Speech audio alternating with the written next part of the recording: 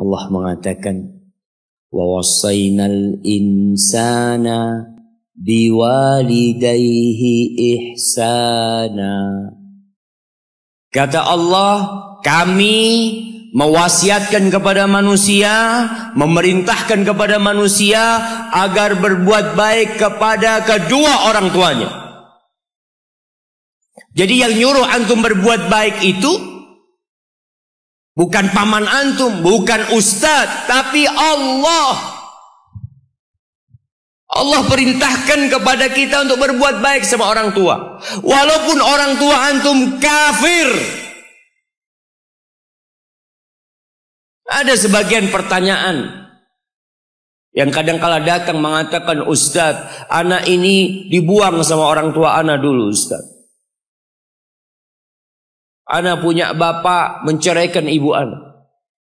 Ibu anak akhirnya bekerja, bapak anak bekerja, anak dititipkan ke kakek dan nenek. Sekarang ketika anak sukses, bapak ibu anak ingin anak berbakti sama dia. Subhanallah, yang nyuruh antum berbakti bukan bapak ibu antum, tapi yang menciptakan antum yang nyuruh antum berbakti.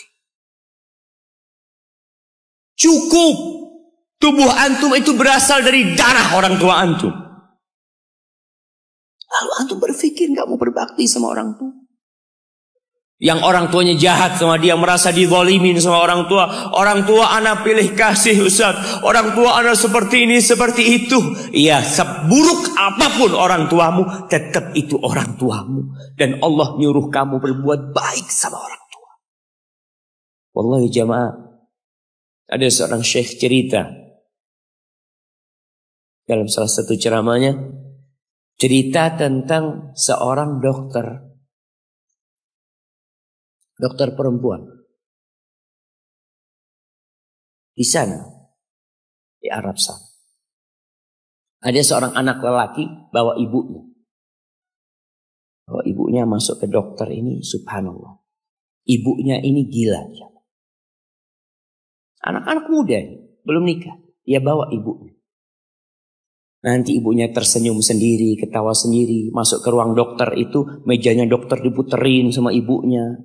Anaknya minta maaf, ya dok, kata dia. Sekali-kali nanti ngeliat di televisi dokter itu ada gambarnya Ka'bah. Ibunya ngomong, nak kau, bukan nak ngomong, kamu bohong Mat. Mat kau bohong sama ibu. Katanya mau dibawa umroh ibu, kata dia.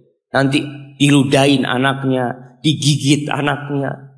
Nanti kerudungnya ibunya terbuka, dipasangin lagi.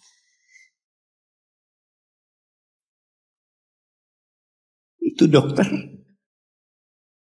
tanya sama anaknya, ini siapa? Ibu anak.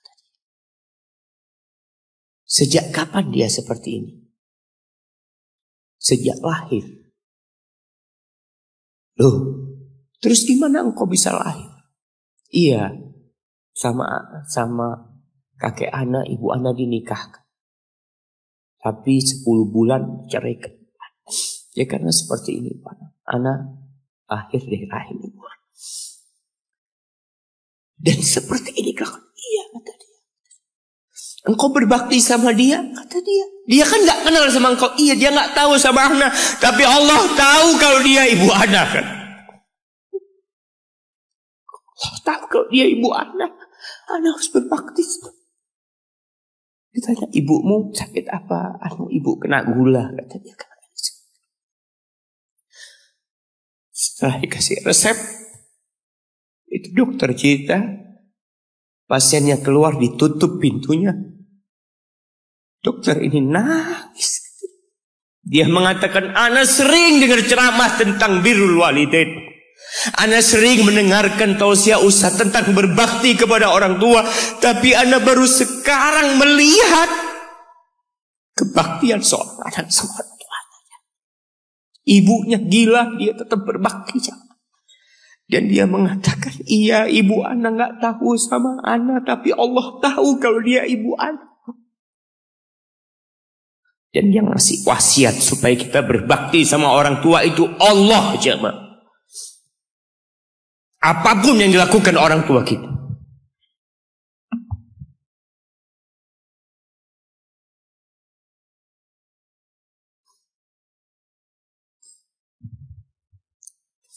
Apalagi ibu. Allah katakan hamalathu ummuhu kurha wa wada'athu kurha. Ibu kita, hamil kita itu dalam kondisi yang sulit.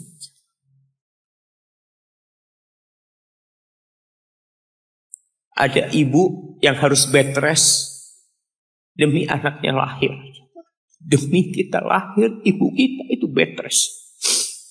Capek dikit keluar darah.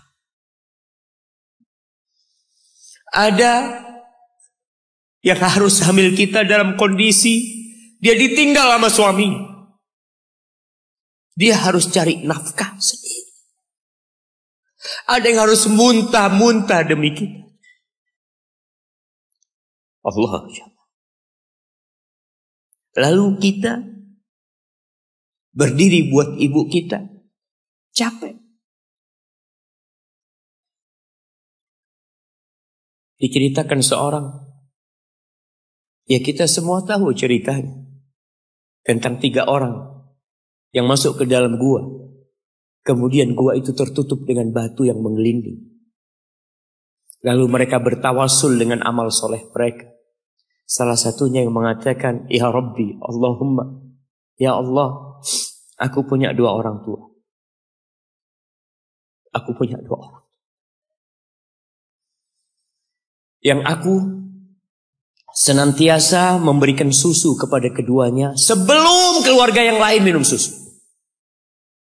Dia sudah menikah, dia punya istri, punya anak. Pada suatu hari, ya Allah, aku kejauhan cari rumput.